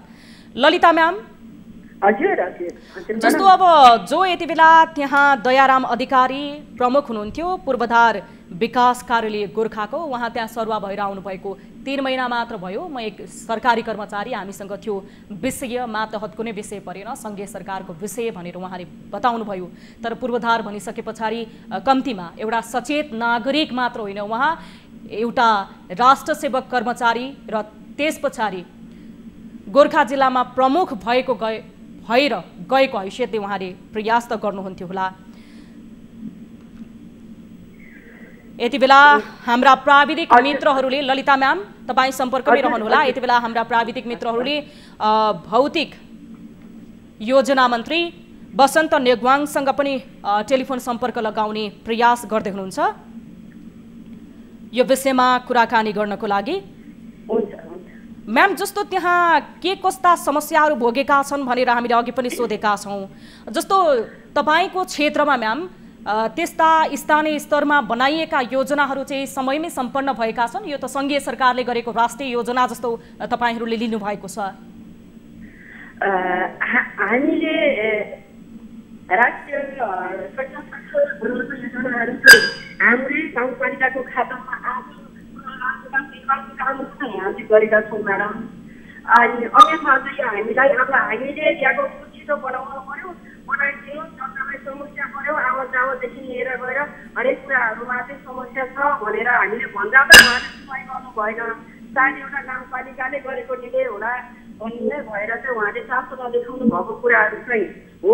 हामीलाई चाहिँ एउटा स्थानीय सरकारको मात्र हातभित्र नबस्नु, सङ्घीय सरकारले बनाउने भनेपछि चाहिँ स्थानीय सरकारले भनेको मान्नुपर्छ भन्ने चाहिँ सङ्घीय सरकारलाई नभएको कारणले उहाँले चासो नदेखाउनु भएको हो भन्ने कुरा चाहिँ मलाई सोधेको जनताहरूलाई पनि मैले चाहिँ त्यही भन्दैछु, त्यही भन्ने गरेको छु म्याडम। हजुर, अब जस्तो ललिता म्याम, तपाईँले मात्र होइन त्यहाँका स्थानीयले पनि यो समस्या भोगिरहनु भएको छ। तपाईँ एक जनप्रतिनिधि भएको हैसियतले गर्दा हामीले तपाईँलाई यो प्रश्न गरिरहेका छौँ र तपाईँले पनि बताउनुभयो मैले आफ्नो तर्फबाट र यहाँको स्थानीय सरकारले यो समस्या, यो जुन पप्पू कन्स्ट्रक्सनले अल्पत्र बनाएर गएको छोडेको यो पुलको विषयमा हामीले सङ्घीय सरकारलाईसम्म जानकारी गराउन खोजेका छौँ भनेर उहाँहरूबाट तपाईँहरूले कस्तो खालको जवाफदेहिता पाउनु भएको छ?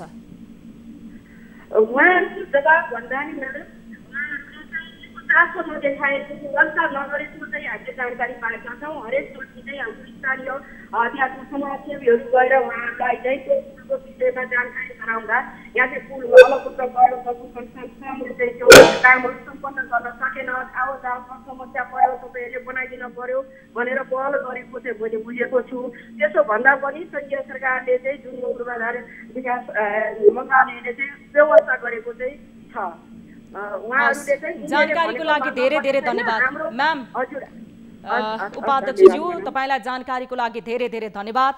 हामी तपाईँले हामीलाई दिनुभएको समयको लागि धन्यवाद भन्छौँ। यति बेला हामीसँग ललिता अधिकारी उपाध्यक्ष हुनुहुन्थ्यो गण्डकी गाउँपालिका गोर्खाबाट र पप्पू कन्स्ट्रक्सनले अलपत्र छोडेको यो पुलको विषयमा हामीले उहाँसँग कुराकानी गरेका थियौँ र यही पुलको कारणले असुविधा भोग्नु परेका स्थानीयहरू हामीसँग निरन्तर टेलिफोन सम्पर्कमा जोडिरहनु भएको छ। यति बेला को हुनुहुन्छ हामी उहाँसँग कुराकानी गर्नेछौँ। नमस्कार, कहाँबाट को बोल्नुभयो? हेलो हजुर नमस्कार, कहाँबाट को बोल्नुभयो होला? म झापाबाट तेजबहादुर भट्टराई बोलेको। हजुर सुरेश सर, तपाईँको के थियो होला गुनासो, जिज्ञासा? हो नि, गुनासो मैले अहिले यो न्युज 24 च्यानल हेर्दैछु। हजुर, यो पप्पू कन्स्ट्रक्सनले निर्माण गर्न सुरु गरेको पुलको विषयमा सुने, हेरेँ। हजुर, अनि उहाँ त एकदम कालो सूचीमा परेको चाहिँ ठेकदार कम्पनी हो, उहाँलाई चाहिँ दिएर चाहिँ सङ्घीय सरकारले उहाँलाई चाहिँ त्यस्तो केही गर्दैन त। तपाईँको भनाइ चाहिँ सङ्घीय सरकारले उहाँलाई केही पनि गर्न सक्दैन, पप्पू कन्स्ट्रक्सन चाहिँ कालो सूचीमा पर्दाखेरि पनि ठेक्का हात पारिरहने कम्पनी हो भन्न खोज्नु भएको हो? हो, अहिले दायरामा अधिकारीले पनि अलिक गैर जिम्मेवार कुरो गर्नुभयो है। हजुर, हुनुहुन्थ्यो पूर्वगढ विकास कम्पनीमा सोह्र भएर गएको। हजुर, उहाँले गरेको कुराप्रति मेरो असहमति रह्यो, उहाँले गैर जिम्मेवार कुरो गर्नुभयो। हजुर, अनि हजुरको ललिता अधिकारी जो भन्दै हुनुहुन्थ्यो उहाँले चाहिँ अब आफ्नो क्षमतालाई भ्यासमा जो भन्दै हुनुहुन्थ्यो। हजुर, अब तपाईँको यो पुलको विषयमा चाहिँ अरू जिम्मेवार निकाय जो छन् त्यो छिटो चाँडो गराउने पक्षमा हाम्रो यो चाहिँ तपाईँहरूको सक्रियताले केही हुन सक्यो भने हुनसक्छ राम्रो। हजुर धन्यवाद तपाईँको यो हामीप्रतिको आशाको लागि, किनभने तपाईँले टेलिभिजन हेरेर यो विषय उठाएको देखेर एक शुभचिन्तक, एक सचेत नागरिकको हैसियतले हामीसँग तपाईँले सम्पर्क गर्नुभएको छ। हामी हाम्रो तर्फबाट पनि प्रयास गर्नेछौँ यो विषयमा फलोअप गर्ने, यो विषयमा रिपोर्टिङ गर्ने, किनकि तपाईँहरू जस्तै आम सर्वसाधारणको समस्या, गुनासो र जिज्ञासाहरू सम्बन्धित व्यक्तिसम्म पुर्याउनको लागि नै न्युज 24 टेलिभिजनले कार्यक्रम कल 24 लिएर आएको छ र तपाईँहरूको समस्याको हामी जवाफदेहिताको लागि, सम्बन्धित व्यक्तिलाई घचघचाउनको लागि, त्यो अनियमितताको लागि नै हामी हाम्रो तर्फबाट जिम्मेवारी वहन गराइदिनको लागि, जवाफदेहिताको लागि प्रयास गरिरहेका छौँ। यति बेला झापाबाट एक दर्शक जोडिनु भएको थियो। एक सचेत नागरिकको हैसियतले उहाँले पप्पू कन्स्ट्रक्सन राष्ट्रिय स्तरमा नाम कहलिएको कन्स्ट्रक्सन कम्पनी कालो सूचीमा पनि परिरहेको छ। फेरि बारम्बार सङ्घीय सरकारबाट राष्ट्रिय स्तरका ठेक्का लिइरहन्छ। के यो पहुँचको कारणले अथवा पप्पूको के त्यस्तो आधार छ जुन कारणले गर्दाखेरि उहाँले पाइरहेको छ यो पप्पू कन्स्ट्रक्सनले ठेक्का पुरा नगर्दा नि ठेक्काहरू भनेर हामीलाई जिज्ञासा र हामीलाई सल्लाह सुझाव दिँदै हुनुहुन्थ्यो। यति बेला हामीसँग पप्पू कन्स्ट्रक्सनको यही पुलको विषयमा हामीले कुराकानी गरिरहेका छौँ र यही विषयमा कुराकानी गर्न यति बेला कीर्ति कुमार श्रेष्ठ उपाध्यक्ष इच्छा कामना गाउँपालिका चितवनबाट जोडिनु भएको छ। उपाध्यक्षज्यू, स्वागत छ यहाँलाई कार्यक्रम कल 24 मा। हजुर, धन्यवाद। जस्तो अब चितवन र गोर्खा जोड्ने पुल विगत 5 वर्षदेखि पप्पू कन्स्ट्रक्सनले ठेक्का हातमा लिएको रहेछ, तर बनाएर गएन।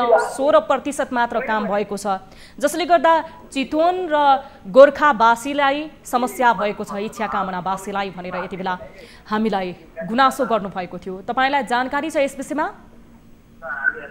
यो विषयमा थोरै थोरै जानकारी छ। अब यो हेलो हजुर सर, सुनिरहनु भएको छ? हजुर हजुर हजुर भन्नुहोस् त। कीर्ति सर, यो विषयमा तपाईँलाई थाहा छ पप्पू कन्स्ट्रक्सनले चितवन र गोर्खा जोड्ने इच्छा कामनामा एउटा पुल ठेक्का लिएको थियो सङ्घीय सरकारबाट। करिब 17 करोडको लागतको ठेक्का हात पार्यो, तर 16% मात्र काम गरिसके पछाडि अलपत्र बनाएर छोडेको छ, जसले गर्दा त्यहाँका बासिन्दालाई आवत जावत र यातायातको सुविधाबाट वञ्चित भएका छन्। एकदम बाधा पुगिरहेछ। अब यो पप्पू कन्स्ट्रक्सनले यो भ्याउनु पर्ने समय पनि अवधि पनि गरिसक्यो। कुनै ठेकदारको उसको कुनै पनि कन्ट्याक्टमा छैन। काम अलपत्र छोडेर यहाँ एकदम काम चाहिँ भइरहेको छैन। एकदम जनताले शास्ति खेप्नु परेको छ।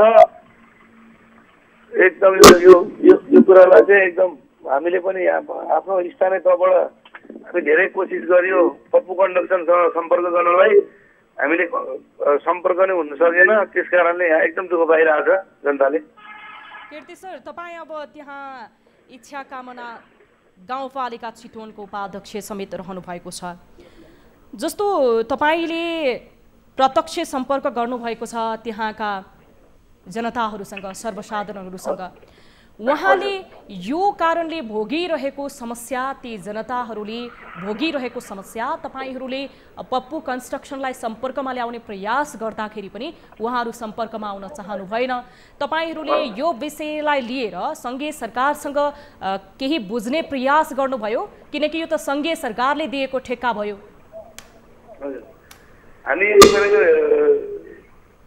हाम्रो कार्यकारी स्तरले चाहिँ एकपट्टि सङ्घीय सरकारसँग कुरा गर्दाखेरि त्यति राम्रो रेस्पोन्स भएन भनेर भन्नुभएको थियो। हजुर, हामीले अब हामी यो दसैँको अब लागत दसैँ भयो। अब यो दसैँ लगातै अब हामीले आफ्नो यो जिल्ला मेरो आफ्नो ठाउँ परेको भएर गोर्खा जोड्ने पुल बन्ने कारणले गर्दा जनताले दुःख पाएर जनता एकदम आक्रोशमा छ। हामीसँग धेरैचोटि जनताले आएर यो के हो भनेर हामी स्थानीय सरकारलाई पनि धेरैचोटि आएको थियो। हामी माथि पनि हामी कन्ट्याक्टमा हुने बेलामा कुनै सुनाइ चाहिँ यो भएन। सङ्घीय सरकारले किन सुनेन सर? अब त्यो हामीले हुन्छ उनीहरूले भन्दाखेरि हामी किनकि सरकारको नेपाल सरकारको नारा नै थियो सङ्घीयता आउँदा गाउँ गाउँमा सिंहदरबार भनेर। तपाईँहरू त्यहाँ प्रत्यक्ष रूपमा जनतासँग सम्बन्ध छ, तपाईँहरूको प्रत्यक्ष रूपमा जनताको हरेक समस्या तपाईँहरूले देखिरहनु भएको छ। यो पुल बनेन, सङ्घीय सरकारले ठेक्का दिएको हो, ठेकेदार भाग्यो, सम्पर्कमा आएन भन्दा सङ्घीय सरकारले के कारणले सुनेन? एक जनप्रतिनिधि तपाईँहरू त्यहाँको समस्या सङ्घीय सरकारसम्म पुर्याउने एउटा माध्यम पनि त हो नि। तपाईँलाई के लाग्छ, नसुन्नुको कारण के हो जस्तो लाग्छ उपाध्यक्षज्यू?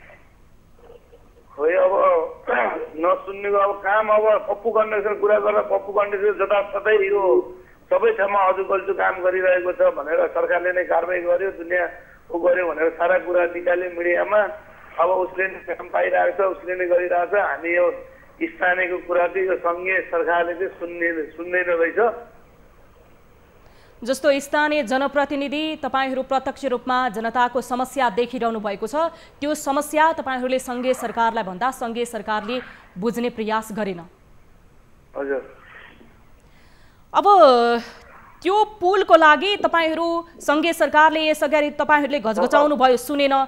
अब पछि पनि तपाईहरू त्यहाँको सर्वसाधारण, त्यस पछाडि तपाईँ जनप्रतिनिधिहरू सबैको सहकार्यमा कुनै एउटा समिति, कुनै एउटा समूह बनाएर सङ्घीय सरकारलाई अरू वैकल्पिक माध्यमबाट घचघचाउने प्रयास गर्दै हुनुहुन्छ? यति बेला उहाँसँगको टेलिफोन सम्पर्क टुटेको छ। यति बेला हामीसँग कीर्ति कुमार श्रेष्ठ उपाध्यक्ष हुनुहुन्थ्यो, जो इच्छा कामना गाउँपालिका चितवनबाट हामीसँग जोडिनु भएको थियो। र पप्पू कन्स्ट्रक्सन जसले चितवन र गोर्खा जोड्ने इच्छा कामना गाउँपालिकामा सङ्घीय सरकारबाट करिब 17 करोडको हाराहारीमा ठेक्का लिएको थियो। तर पुल अलपत्र छाडेर हामीले दृश्यमा पनि देखाएका थियौँ, त्यहाँका सर्वसाधारणले त्यो पुलको कारणले गर्दाखेरि यातायातमा पर्न गएको असुविधालाई मध्यनजर गर्दै हामीलाई त्यहाँबाट दृश्यहरू पठाउनु भएको थियो, भिडियोहरू पठाउनु भएको थियो र हामीले रिपोर्ट पनि प्रस्तुत गर्यौँ, जहाँ देख्न सकिन्छ पुललाई अलपत्र छोडेर पप्पू कन्स्ट्रक्सन गएको छ। यो के कारणले होला भनेर उहाँहरूले पनि प्रश्न गर्नुभएको थियो। कि स्थानीय रूपमा त्यहाँका जनप्रतिनिधि, त्यहाँका गाउँपालिका उपाध्यक्षहरू जसले बताउनु भयो सङ्घीय सरकारले दिएको ठेक्का, पप्पू कन्स्ट्रक्सन जो कालो सूचीमा पर्छ तर निरन्तर उसले ठेक्का पाएको छ, उसले अहिलेसम्म लिएका ठेक्काहरूलाई पूर्ण रूपमा काम गरेको छैन र पनि उसले ठेक्का पाएको छ, जसको प्रतिफल इच्छा कामनाको यो पुल रह्यो भनेर हामीलाई गुनासो गर्दै हुनुहुन्थ्यो। र हामी यो विषयमा निरन्तर फलो गर्नेछौँ। पप्पू कन्स्ट्रक्सनले देशका धेरैवटा निर्माण क्षेत्रमा हात हालेको छ तर त्यो सम्पन्न गरेको छैन। यो विषयमा हामी कार्यक्रम कल 24 र न्युज 24बाट फलोअप गरिरहनेछौँ। यति बेला कोही सर्वसाधारण हामीसँग जोडिनु भएको छ। नमस्कार, कहाँबाट को बोल्दै हुनुहुन्छ? हेलो, नमस्कार, कहाँबाट को बोल्दै हुनुहुन्छ? हजुर, म पोखराबाट। नाम चाहिँ अहिले सिक्रेटै राखौँ होला। हुन्छ, तपाईँको इच्छा, तपाईँको गोपनीयताको हामी कदर गर्छौँ। भन्नुहोस् तपाईँको जिज्ञासा, समस्या अथवा गुनासो। हजुर, मैले यो चाहिँ त्रिवीको एउटा फास्ट ट्र्याक टिचर्स रिक्रुटमेन्टमा चाहिँ अप्लाई गरेको थिएँ, आवेदन दिएको थिएँ, यो शिक्षक पद पूर्तिको लागि हो। हजुर, त्यसमा चाहिँ मलाई चाहिँ अब धाँधलीपूर्ण तरिकाले मलाई चाहिँ गरियो यो प्रक्रियाबाटै। तपाईँले शिक्षक पद पूर्तिको लागि चाहिँ परीक्षा दिनुभएको थियो? होइन, परीक्षाको लागि भन्दा पनि आवेदन दिन खोजेको थिएँ। आवेदन दिनुभएको थियो? हजुर हजुर हजुर, दिन खोज्नु भएको थियो? हजुर, दिन खोजेको थिएँ, दिन पाइन। हजुर, अनि चाहिँ उहाँ नेम लिस्ट सर्ट भइसकेको चाहिँ नेम लिस्ट हेर्दाखेरि मैले के पत्ता लगाएँ भन्दा केही शिक्षक साथीहरूले चाहिँ एकभन्दा बढी विषयमा चाहिँ निवेदन दिनुभएको छ।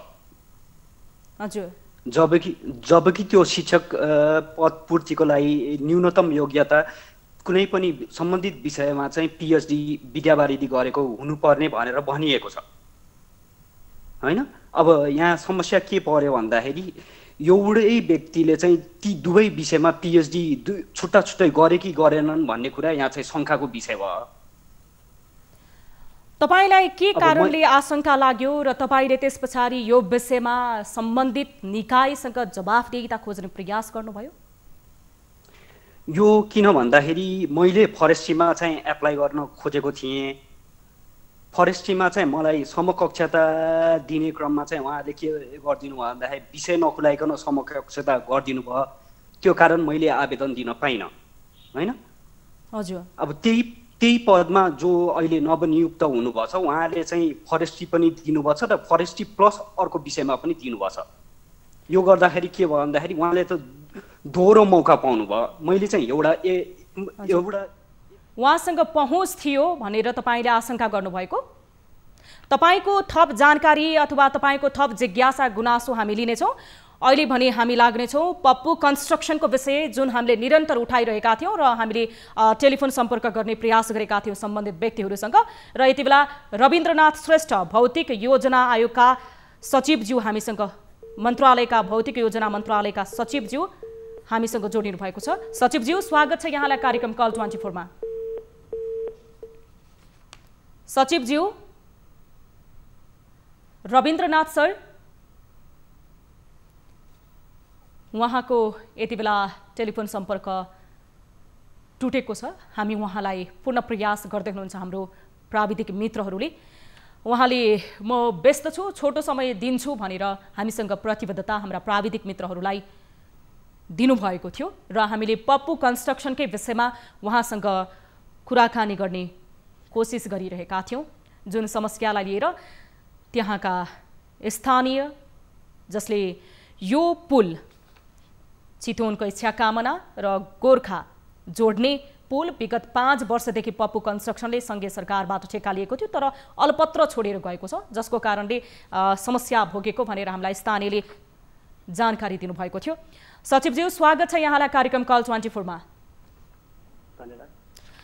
जस्तो हामीसँग एउटा समस्या गुनासो आएको थियो सर, पप्पू कन्स्ट्रक्सनले चितवनको इच्छा कामना गाउँपालिका र गोर्खा जोड्ने पुल विगत 5 वर्षदेखि निर्माण गर्छु भनेर अलपत्र बनाएर छोड्यो सर। यो विषयमा जानकारी होला सर यहाँलाई? यस्तो कि म अहिले जोइन गरेको जम्मा 2 दिन मात्रै भयो हैन। हजुर, यो सम्बन्धमा तपाईले महानिर्देशक सुन्नु। हामीले सम्पर्क गरिरहेका छौँ महानिर्देशक ज्यूलाई पनि। तपाईँ पनि त्यही क्षेत्रको सचिव ज्यू हुनुहुन्छ, यस कारणले तपाईँलाई सोधेको हुँ मैले। धेरै स्थानीय जनप्रतिनिधिको समेत त्यहाँबाट गुनासो रहेको छ। सङ्घीय सरकारबाट करिब 17 करोडको हाराहारीमा ठेक्का लिएको छ पप्पू कन्स्ट्रक्सनले, तर 16% पनि काम नगरिकन अलपत्र बनाएर गएको छ, जसको कारणले चितवन र गोर्खाका इच्छा कामना आसपासमा बस्ने गाउँपालिकाका बासिन्दाहरू यातायातको सुविधाबाट वञ्चित हुनु परेको छ सर। यो विषय हामीले तपाईलाई भन्दाखेरि त जानकारी पाउनु भयो नि त सर?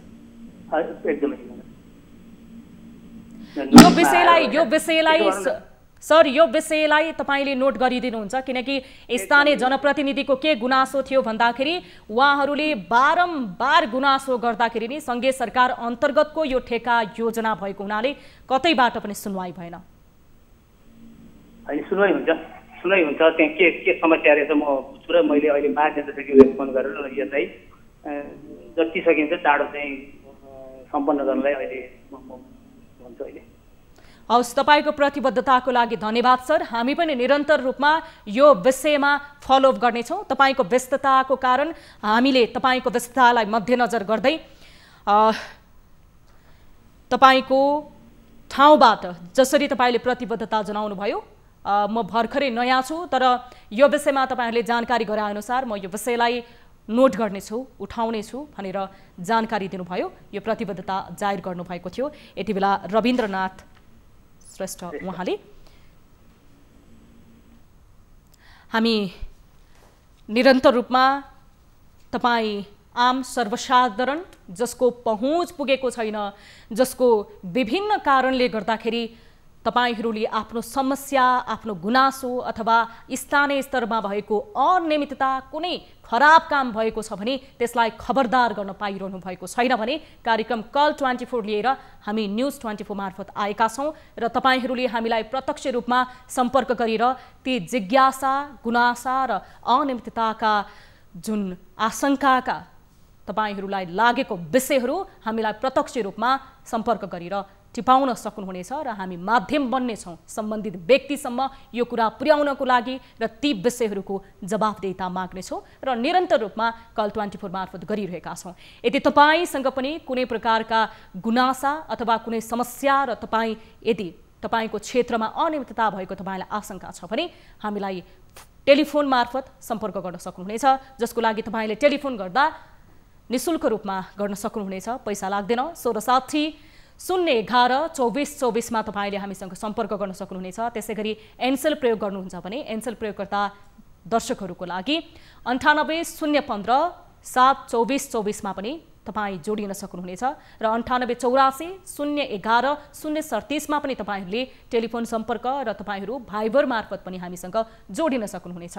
तपाईँहरूको स्थानीय स्तरमा भएको कुनै अनियमितता खराब कामहरूको प्रश्न उठाउन गइरहनु भएको छ भने तपाईँहरूले त्यसको भिडियो पनि हामीलाई पठाउन सक्नुहुनेछ र विभिन्न सोशल माध्यमहरूबाट हामीसँग जोडिन सक्नुहुनेछ। आजको लागि कार्यक्रम कल 24 यति नै। हामी निरन्तर न्युजमा छौँ, हेर्दै रहनुहोला न्युज 24 टेलिभिजन। भोलि नयाँ विषयवस्तु र विभिन्न फलोअप रिपोर्टका साथ हामी प्रस्तुत हुनेछौँ। नमस्ते।